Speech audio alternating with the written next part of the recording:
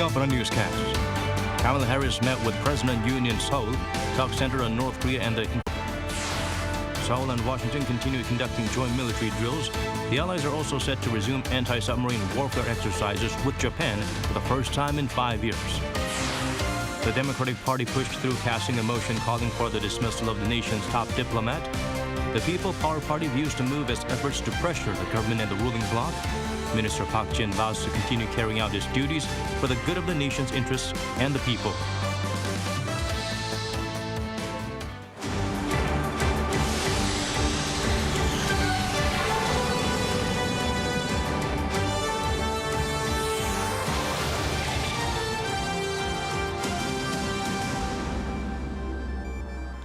Hello, it's good to have you with us. I'm Daniel Che. Let's begin with our top story. This just coming in, we're learning now that North Korea has again fired an unidentified ballistic missile into the East Sea. That's according to South Korea's Joint Chiefs of Staff. We'll have more details in our later newscast as the story develops. US VP Kamala Harris, on a day-long trip to South Korea, met with President Yoon Suk-yeol. The duo discussed a range of issues, including the nation's concerns regarding the IRA as well as North Korean threats. Moon Gon-young starts us off. President Yoon Suk-yeol and U.S. Vice President Kamala Harris sat down for talks Thursday upon Harris's arrival in South Korea on the heels of North Korea's latest missile launches. 한미 동맹은 한반도를 넘어서 글로벌 동맹으로 발전하고 있고 군사 동맹에서 경제 기술 동맹으로 확대되고 있습니다. 저는 우리 국민의 자유, 안전, 번영을 지켜내는 든든한 버팀목으로서 한미 동맹을 계속 발전시켜 나가고자 합니다. For 7 decades, the alliance between the United States and the Republic of Korea has been a linchpin of security and prosperity on the Korean Peninsula and in the Indo-Pacific and throughout the globe. I am here to reinforce the strength of our alliance and strengthen our work together. Despite the close alliance between the two countries, their relationship has been marked by tension recently, stemming from a new U.S. law that prevents electric cars built outside of North America from being eligible for U.S. government subsidies.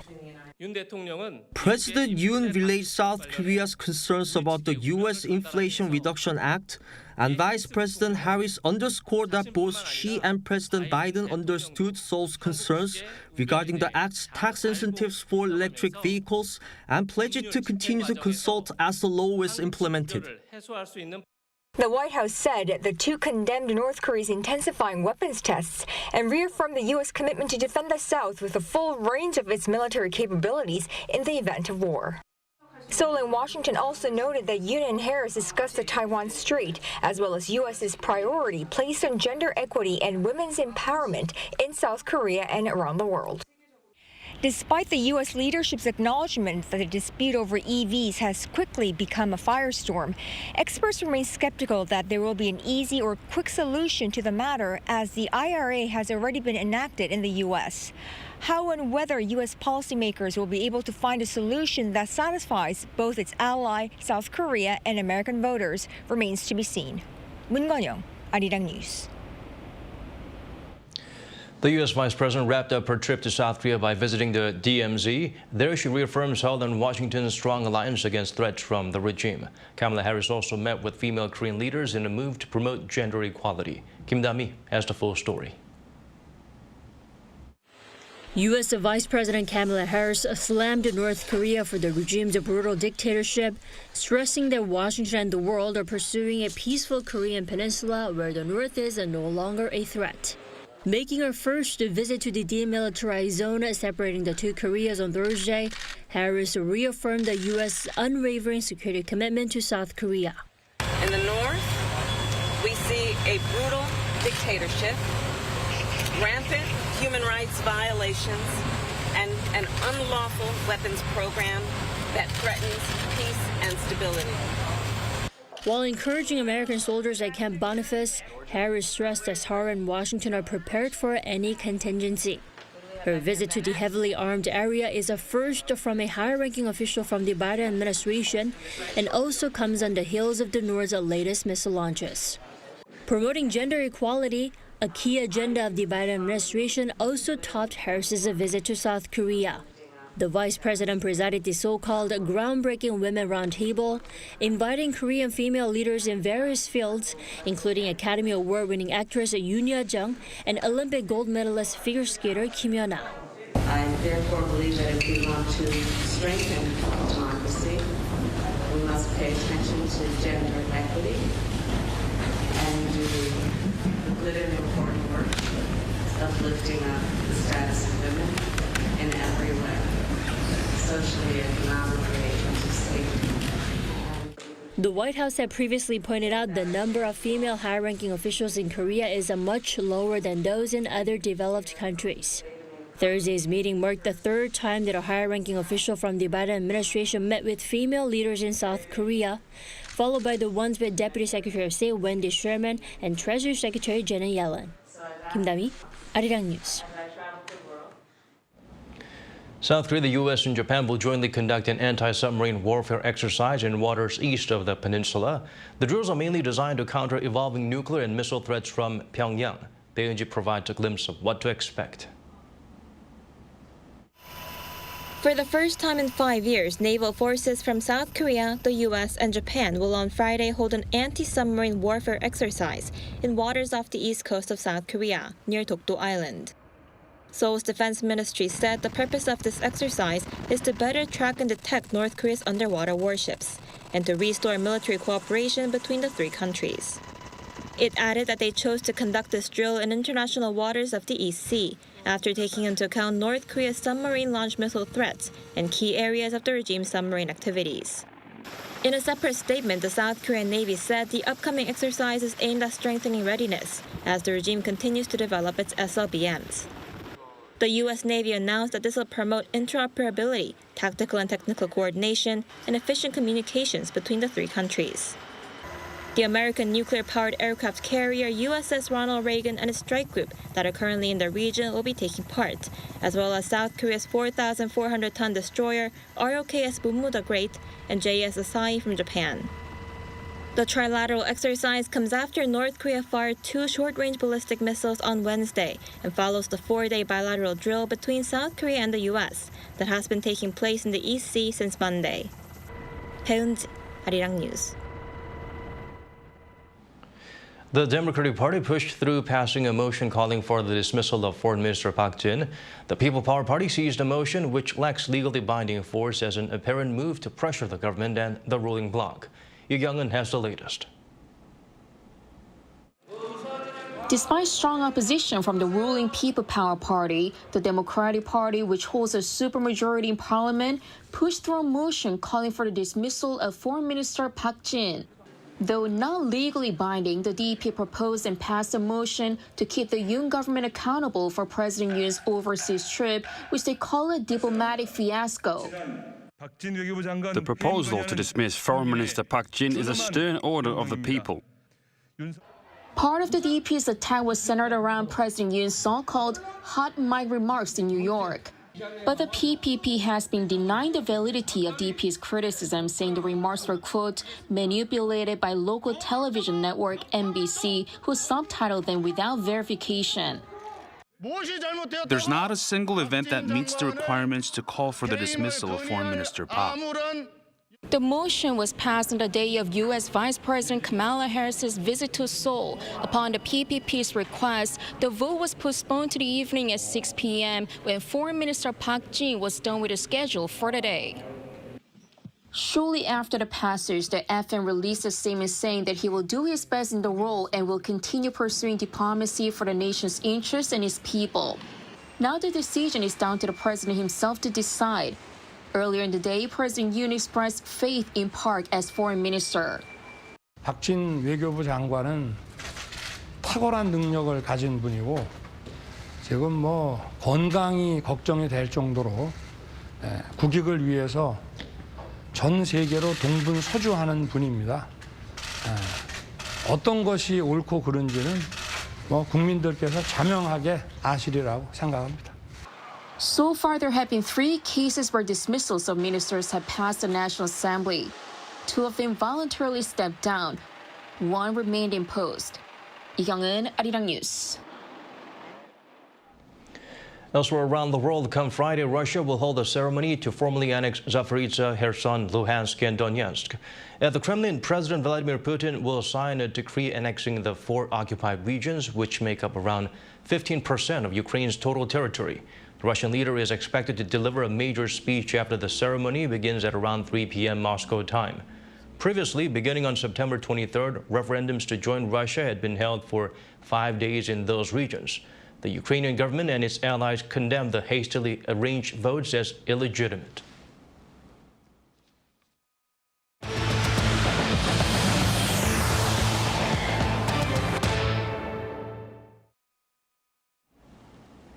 South Korea is preparing for its next big move in the global nuclear power industry. Having already won a major deal to build the first such facility in Egypt, the country is gaining momentum in exports to more partners, including Poland and the Czech Republic. Ji-young has the details. South Korea is gearing up for its next major export boom in nuclear power. Under President Yoon Suk-yeol's pledge to make the country a nuclear reactor superpower, the Ministry of Trade, Industry and Energy held a committee meeting on Thursday to promote nuclear power exports. Trade Minister Lee Chang-yang said to boost competitiveness of the nuclear industry, the government will establish a financial platform. Nuclear power businesses require large-scale and long-term financing, and they take a long time to make back the money invested. Therefore, it is imperative that we secure stable financial competitiveness. He added that the platform will be jointly operated with financial institutions, including the Export-Import Bank of Korea and the Korea Development Bank. Minister Lee also noted the $2 billion deal signed in August, under which South Korea will build Egypt's first nuclear power plant in Eldaba. The Eldaba deal will serve as an opportunity to reaffirm the superiority of our nuclear power plants and to let the world know that South Korea has returned to the global nuclear energy market. He said, through a number of nuclear power plant businesses, including the Eldaba project, the government expects to see jobs created alongside an economic effect of 1 trillion won, or roughly $700 million. Also on the agenda were the potential deals discussed during President Yoon's trip to Spain for the NATO summit, where on sidelines he met with officials from countries that are about to choose nuclear plant contractors. We will prepare for customized projects for countries like Poland and the Czech Republic that are close to deciding on contractors in the fields of defense, construction infrastructure, high-tech industries, and culture. To prepare for the deals with Poland and the Czech Republic, the Trade Ministry plans to establish a task force supporting nuclear exports. The government will also help companies win overseas contracts for nuclear power plant materials, parts, and equipment. Ji-young, Arirang News. The Land Ministry is moving to change a law so that fewer apartment owners will owe money to the government when their buildings are rebuilt, an event that normally adds a lot of value to their property. The aim is to boost redevelopment to get more high-quality homes on the market. Choi Min-jung explains further. South Korea has come up with a way to lift the financial burden on people who own apartments that have been rebuilt. The Ministry of Land, Infrastructure and Transport on Thursday revealed revisions to the current system that require owners to pay a certain percentage of the added value following complete reconstruction. This is something that happens when old apartment blocks are completely redeveloped. Currently, owners must pay the government 10 to 50% of the extra value added to a property following a reconstruction project if the amount exceeds 30 million won, or around $20,900. But with the revised measure, homeowners would only have to pay if the difference in value is above 100 million won, or around $69,000. Payments will also be deducted for those who have owned the house for a long period of time. 10% of the payment will be deducted for those who have owned the house for over 6 years, and 50% for those who have owned the house for over 10 years. The current system was first introduced in 2006 to prevent property speculation. It was halted a couple of years later when the housing market slumped, but was re-implemented during the Moon administration to tackle soaring housing prices. However, the authorities saw the need for a revision as the measure is causing a number of problems. Although the housing market has changed significantly over the years, the measure has remained the same since its implementation. Our main goal is to readjust the amount people pay to boost housing supply. The ministry says the revised measure would reduce the number of apartments subject to payments by almost half. It pledged to officially propose an amendment to the current law by October. Choi Min-jung, Arirang News. People aged 65 and older made up 17.5% of the country's population. According to Statistics Korea, the figures exceeded 9 million this year for the first time. The agency projects seniors will account for 20% of the population, making it a super age society by the year 2025. At that pace, it would have taken only 7 years to reach that point, much faster than other advanced economies like the UK and the US, where it's expected to take 50 and 15 years, respectively, once they make that transition. The latest data shows more than half of seniors want to keep working, most of them mainly to cover living expenses. One of the main agendas of the fourth industrial revolution is artificial intelligence. Some of the biggest experts in the field have gathered for Korea's biggest AI exhibition. According to Yoon, a sizable number of this talent are younger than you might imagine. If you want to learn about artificial intelligence, this is the best place to start. At South Korea's biggest AI exhibition, AI Korea. Hundreds of AI tech developers and enthusiasts have gathered in the port city of Busan to show off their latest accomplishments and discuss how the tech will move forward. As you can see, there are lines of booths behind me showing how AI can bring imagination to life. What particularly caught my attention was that these booths are being run by young enthusiasts ranging from elementary to high school students. A total of 24 schools took part. Students brought their own inventions to the table, most aimed at making life at school easier. This student found a way to encourage recycling. 페트병을 인식하게 되면 이제 페트병이 되고요. 일반 쓰레기 직접 해보실래요? 직접 인식하시려도 돼요. 일반 쓰레기를 이곳에 버려주세요. 네, 이런 작품. 네.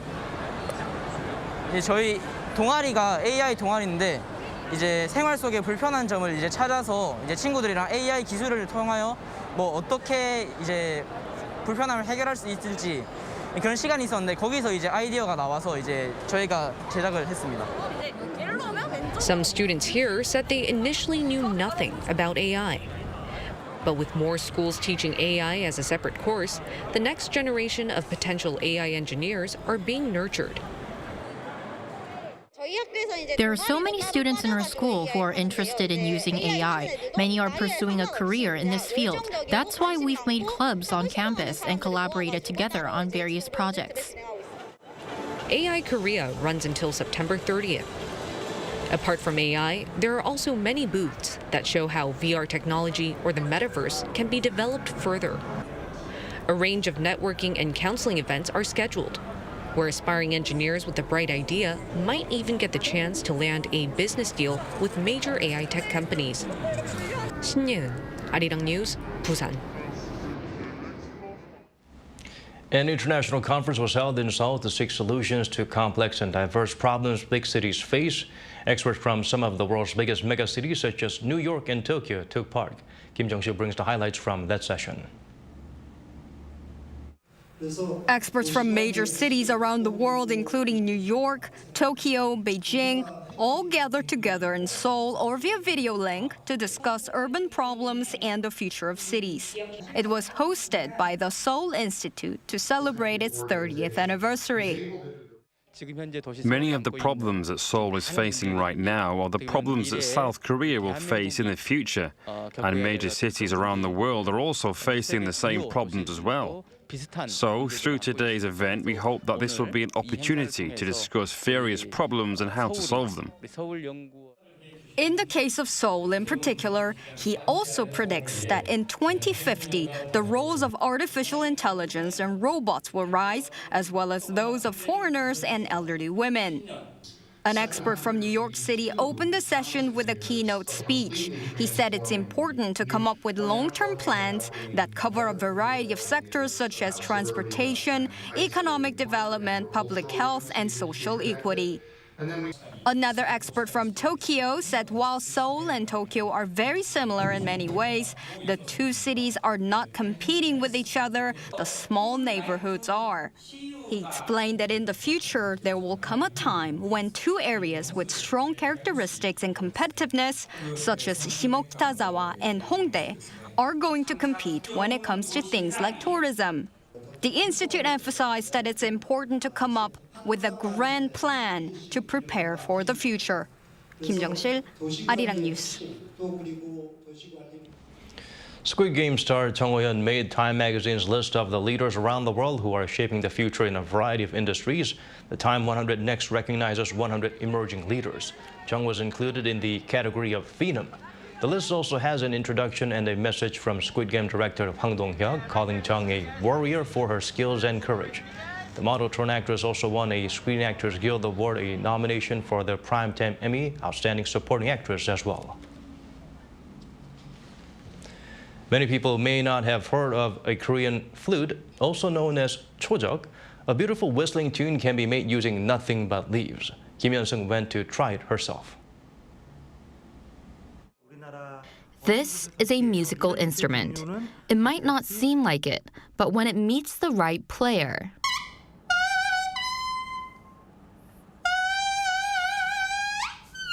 this is a chojok, a Korean leaf flute. The instrument dates back to at least the 15th century. Akakwebom, a 9-volume extensive musical guide published during the Joseon dynasty, talks about this leaf flute.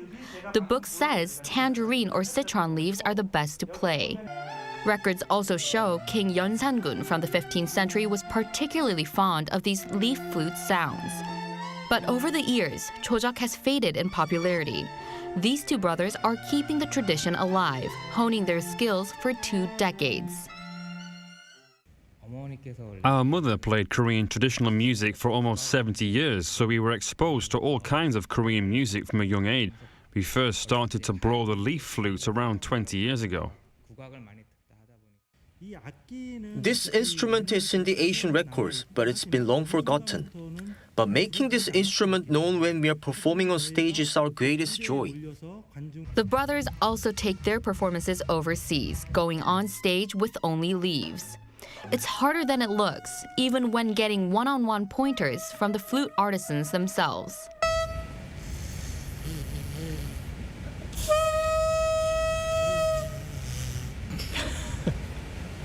이거 아닌 것 같아요, 그렇죠? 아니, 좀 하시면 된대. 시간이 조금 필요한 악기라고 보시면 되고.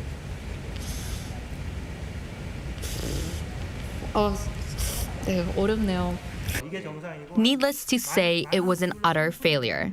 But the best part of this instrument, anyone can try it anywhere and play any song. So if you're feeling up for a tune, why don't you pick up a leaf and just start playing? Kim Hyun-sung, Arirang News. Shifting our focus to a different story now, the forest trails at some of the Joseon Dynasty royal tomb sites will be open to the public from next month. According to the Cultural Heritage Administration, it's opening up 10 such areas in Seoul, the 1.8-kilometer-long path connecting Taereung and Gangneung, as well as a 970-meter-long path leading to the Cheongjangsan Mountain at Arirang Royal Tomb. Just outside the capital in Gyeonggi-do Province, visitors can head over to the forest trails at the Gangneung Royal Tomb in Paju and the Gangneung Royal Tomb in Namyeongju. The trails are open every day except Monday from 9 a.m. to 5 p.m. in October and from 9 a.m. to 4:30 p.m. in November.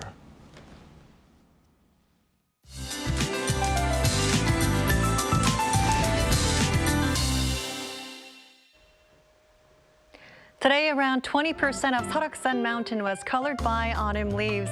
This year's fall leaves appeared a day faster than last year, and it will take about another 20 days to reach the peak. And for tomorrow, most inland regions will be under unseasonable heat again. Highs will be hovering near 30 degrees Celsius for most regions. Humidity levels will be dropping at the same time. This means it will be more of a dry heat, which can increase the risk of wildfires. Please take extra precautions. Finest concentrations will soar for western central regions tomorrow. For the Seoul metropolitan area and Chungcheongnam-do province, air quality will stand in the bad category. Make sure to wear a face mask that can filter out the dust particles. Sunny conditions will dominate tomorrow nationwide. Morning lows in Seoul will be starting off at 16 degrees. Daily highs in Seoul and Chuncheon will be reaching 28. Daegu and Gyeongju will be especially hot at 29 degrees. Between next Monday and Tuesday, the entire nation will see showers. That's all for now, and here are the weather conditions around the world.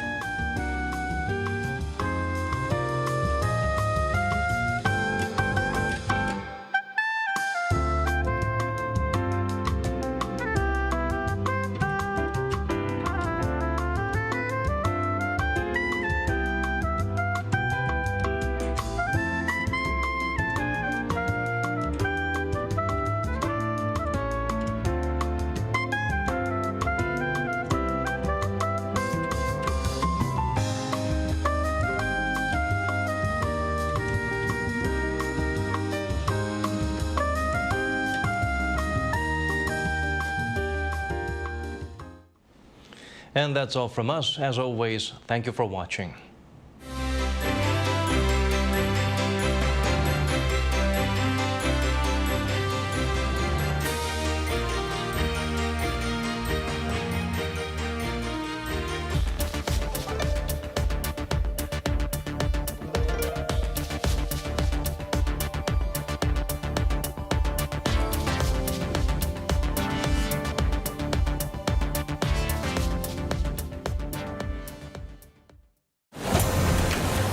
It's finally your vacation. Are you looking for a nice